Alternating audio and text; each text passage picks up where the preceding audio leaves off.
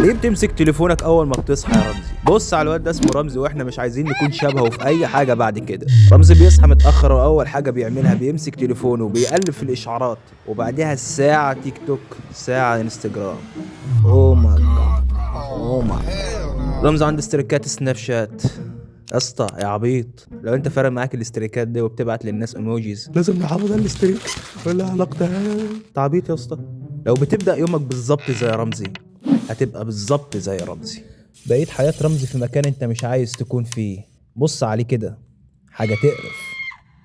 بيومي أول ما نور الشمس الدافي بيلمس عيون بيومي المقفولة بيفتحها جاهز الأكشن، بياخدها جري من الكهف بتاعه وبيروح يصحي إخواته. وقت الصيد يا رجالة بيضلهم وسط الأدغال ورا الجبل وتحت الشجرة الكبيرة. بيومي صبح بالرجولة ذبح الغزال ورجعه للقبيلة، وكل ده قبل ما بقية أفرادها يصحوا حتى. صباح وانتاجية يا بيومي، ما هو عشان كده انت قائدنا.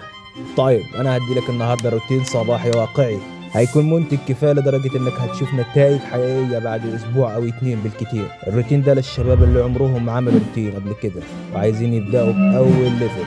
وعلى فكره هو ده نفس الروتين اللي انا مشيت عليه من سنه بالظبط، يوليو 2022، واللي كانت اسوأ فتره تعدي عليا لحد دلوقتي. كنت بعمل تقريبا اي عادة زبالة تقدر تفكر فيها. انا فاكر ان سلامتي النفسية ده كان اصلا قبل ما افهم يعني ايه صحة نفسية. ما كنتش عارف ان دي حاجة اساسا، بس لما بفتكرها كانت فترة مليانة بالقلق والاكتئاب. نظرتي كانت سوداوية جدا للعالم. كان اول مرة ادور على شغل عشان اتحطيت في واقع اني محتاج فلوس ولازم الاقي. ما كنتش بنام، كان ليل نهار ونهاري ليل. نسيت شكل الشمس، كل ده ومش بوصل لحاجة برضه. قلت القصص دي قبل كده، بس في حتت معينة في النص هتوفر عليك مسافات عشان عارف الإحساس اللي انت فيه. في الفترة الداكنة اللي في حياتي دي كنت طول النهار بدخن وبتفرج على بورن وباكل كل اللي ايدي طوله. أكلي كله من السوبر ماركت، قصدي على الكيك والبسكوت. عارف انت الإحساس لما تكون مضغوط من الشغل أو الجامعة ومش عندك وقت كتير فبتطلب أكل وانزل اشتري من السوبر ماركت أي حاجة، وكل ده مرة واحدة تعبني قوي. واللي كان فارق لي ساعتها هو جسمي، لأني كنت خسيت بعد معاناة وبدأت أتخن تاني وصحتي قلت. وتبا للحظة اللي بتاخد بالك فيها إن أفعالك الضعيفة والاختيارات الأسهل اللي بتختارها هي السبب في جسم أنت ما عنتش فخور بيه. كنت بائس قوي. في لحظة عشوائية كده وأنا بتفرج على فيديو من فيديوهات الروتين الصباحي كلهم عبارة عن إزاي تحكم الأرجنتين، اصحى من الفجر روح اتمرن واعمل كذا واعمل كذا. حفزني أوي إني أتفرج على حد بيعمل كده وكان نفسي أعمل زيه، بس عمري ما قدرت أكمل عشان الوضع كان خيالي جدا بالنسبة لي. في الوقت ده لازم تفهم إن محاولاتك في تطوير نفسك في إنك تطلعها من الجحر اللي هي فيه وكل السواد اللي جواك ده مش هتقدر ببساطة تعمل الحاجات اللي الراجل المنضبط اللي في الليفل ده بيعملها. لازم تبدأ من ليفل واحد.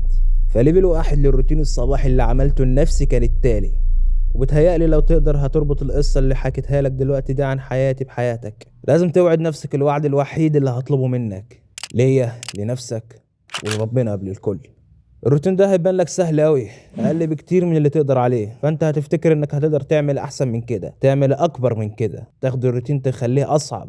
قول لدماغك بس يا ابن الوسخ، عشان لو دماغك منتجة بنفس الدرجة اللي بتنصب عليك بيها فانت مش هتكون اساسا في الحالة دي دلوقتي ومش هتكون بتتفرج على الفيديو ده. اوعد نفسك الوعد ده بان اللي هقوله لك دلوقتي هتعمله بالحرف زي ما هقول. كل رقم اي حاجة هقولها على الاقل لاسبوع واحد بس.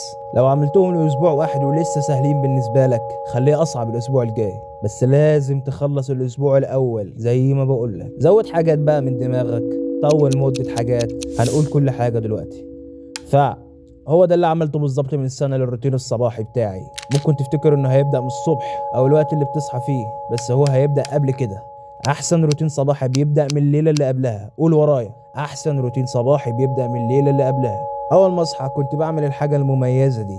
على تليفونك افتح النوتة، كنت عامل تشيك بوكسز او لستة. اعمل اي حاجة شبه كده، لستة رقمهم مش فارقة. وكنت بعمل لستة بالحاجات اللي هعملها بالظبط اليوم اللي بعده، وخليك واقعي. وكانت الليستة دي دقيقة قوي. اول حاجة كانت على الليستة بتاعتي كانت اصحى. تاني حاجة وانا بكلمك بجد امشي. تالت حاجة اعمل السرير. وبعد كده بكمل بقية النهار، ده لو ما كانش بقية اليوم. وطبعا بعمل الليستة دي والتاني يوم بفوت حاجات. لكن فكرة ان الحاجات اللي بتعملها مكتوبة تحس كأنها بتصنع افكار في دماغي. بتخلي اليوم كتحدي ليا، بتسهل الدنيا اكتر، رسمالي طريق بمشي عليه، فكنت عارف انا هعمل ايه اول ما هصحى. وده المفتاح الاساسي اللي خلاني اصحى من غير ما اضيع ساعه على الفاضي على تليفوني زي ما كنت متعود. فقليله ما كنتش بفتح التليفون واتفرج على ميمز وحالات واتس، كنت بصحى اروح الحمام الاول وامسك التليفون هناك. واللي برضه حاجه لسه ما كانتش كويسه، بس احسن بكتير من اللي كنت بعمله في الاول. وبعد كده كنت بغسل سناني وارجع روق سريري وكده، وبقعد بقى واكتب لستة تاني يوم. انا هرتبها لك اهي. وقف الفيديو واكتبها انت بايدك يا اسطى، بطل عب وما تقوليش انك هتعمل كده في يوم تاني. الليله قبل ما ترمي نفسك في السرير اعمل الليسته دي. اوعد الوعد ده لنفسك دلوقتي، عشان لو مخك بيقول لك مش هنقدر نعملها النهارده خليها الاسبوع بس، هتعملها الليله. ماشي، هتعمل الليسته دي الليله، لسته للصبح او اليوم كله زي ما تحب، بس لازم يكون عندك لسته بانت هتعمل ايه اول ما تصحى بكره ان شاء الله. اول حاجه جديده ضفتها في الروتين الصباحي ده كان ان اصلي الفجر اللي بيفوتني وانا نايم. فقبل ما تسمح للسحليه اللي في دماغك تجادل في ده وتقول لك لا مش فارقه او عملتها قبل كده ومفيش جديد، بس بقول لك قول لدماغك تبطل عشان انت لو بتشوف فيديو زي ده ومحتاج اللي هو روتين صباحي واقعي، يا اسطى انت لو محتاج ده لازم تكون واضح وقوي مع نفسك، وتعرف ان دماغك ما تقدرش تثق فيها. انا غلطان؟ دماغك ما تقدرش تثق فيها. مش انت في وضع سيء دلوقتي بسبب قراراتك نفسها، دماغك اقنعتك انك تاخد القرارات العقيمة السهلة دي اللي وصلتك لهنا. دماغك ما تقدرش تثق فيها عشان هتسمع منها كلام بيحدك زي ياما صلينا مش حاصل حاجة، فاكس صلاة، فاكس جربت اصلي ما فيش رقب عيب. الصلاة ببلاش، فوائدها كتير مش لازم تعرفهم دلوقتي، المهم تأديها. ولو انت اصلا ما بتصليش مش مطلوب منك تصلي بقية اليوم، صلي بس ركعتين الفجر اللي فاتوك، ولو بتصحى بعد الظهر اقضيه هو بس.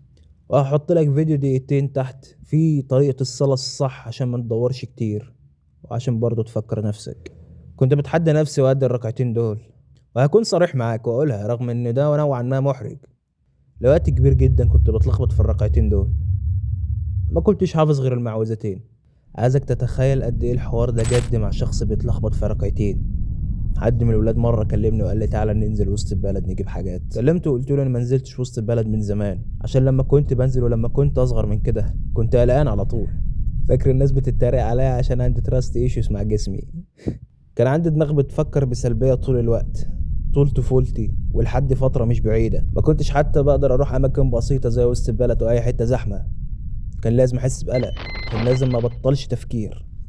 وكانت لحظة جميلة أوي يوم ما رحت هناك واندمجت مع الناس وحسيت إني مواكب وطبيعي، ما جاش في دماغي لحظة إن في حد ممكن يطعني أو حاجة.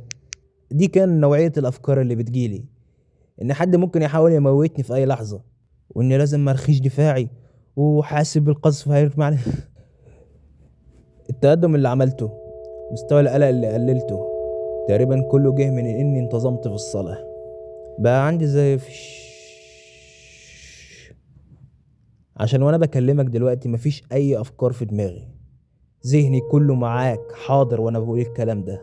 انت مش مدرك قد ايه الاحساس ده مريح وساكن، بتقالي احساس الحضور ده احنا محتاجينه اكتر بكتير من اي وقت. انا مش عالم ولا حاجة، بس في ناس كتير عندها ADHD ومشتقاتها، فرط حركة تفكير وحاجات شبه كده. وممكن اكون غلطان بس يا اسطى والله مفيش حاجة جت كده، الناقص للناس كلها في مدة التركيز دي كله جاي من التكنولوجيا والسوشيال ميديا. بتشوف حاجات كتير قوي ورا بعض، حاجة تفرحك حاجة تزعلك، ده مات دي اتجوزت دول اتخانقوا دي نجحت. لما بتخسر قدرتك على التركيز ما بتقدرش تركز، انت يا دوب بالعافية تقدر تقرا، هتقرا السطر سطرين ودماغك هتبدأ تفكر في حاجة تانية. يا انت كام مرة طلعت وبصيت هتتفرج على انهي فيديو بعد ده؟ خدت كام ثانية عشان تبص في الكومنتات وكم ثانية عشان تبص في الإشعارات؟ انت قادر تركز دقيقتين على بعض؟ الصلاة هتساعدك في ده، بس حاول بس تركز مع كل كلمة ومعناها وانت بتصلي، وهيساعدك جدا انك تقنع دماغك انك كنت بتجري وبتريح. ركعتين الفجر ده هدفك، نشن عليهم، دوس وطنش اي كلام هيجيلك من دماغك، ولو مش قادر يا اسطى عادي، انا برضو ما قدرتش لحبتين حلوين. صلي ركعتين الفجر دول في كل صبح يعدي عليك. وتاني حاجة كنت بعملها على طول بعد دي، تاني حاجة جديدة كنت ضفتها في روتين الصباحي وبجد غيرت حياتي، حاجة اسمها خطاب الشكر. وبالأخص لو انت راجل مليان رجولة وحاسب لا تتعثر رجولة بقى، هيجي في بالك ايه الهيافة دي؟ حرفيا هتفتكر دي هيافه. بس دي كانت نظرتي للموضوع من سنه. مش عارف انا ايه اللي بعمله ده. يا رب حد ما يقراش اللي انا كاتبه ده. ولما ابص عليه دلوقتي حقيقي ايه اللي انا كنت بفكر فيه ده؟ دي سلامتي، دي دماغ انا. ايه الغباء ده؟ ده تمرين جميل جدا جدا جدا رغم بساطته. هتكون غريبة اول ما تبدأ، بس ساعتها اوعدك يا صاحبي، ساعتها هتكون حاجة مميزة جدا ليك. الناس هيعرفوا، هيشوفوك بتعملها اكيد، بس انت هتبقى الشخص اللي بيكتب مذكرات وعنده سكس باك. هتبقى حاجة روشة فشخ. فقوم هات ورقة، اكتبهم على تليفونك، اكتبهم على اللاب، وارشح لك بشدة انك تكتبهم على ورقة. كل الحلاليف اللي بيكتبوها ديجيتال بيقولوا لك ما بتشتغلش معانا.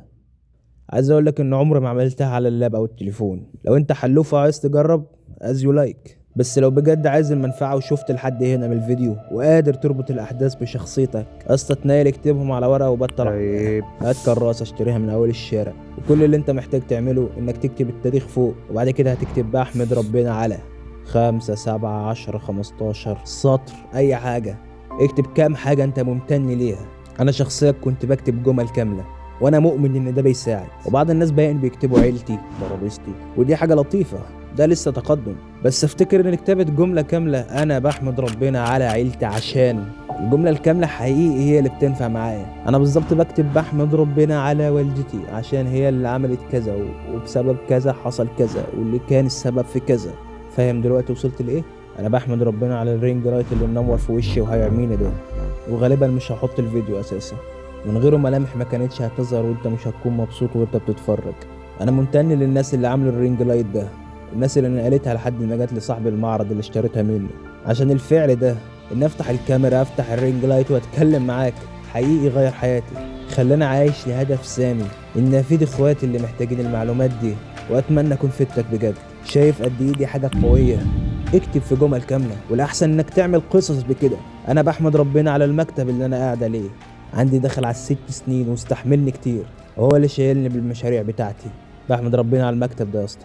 حاجات صغيره زي دي. شايف قد ايه الهدوء والدفى اللذيذ اللي بتزرعه في نفسك؟ عمرك شفت حد قاعد قدامك ومره واحده بص تحت وقال انا بحمد ربنا على الديسك ده؟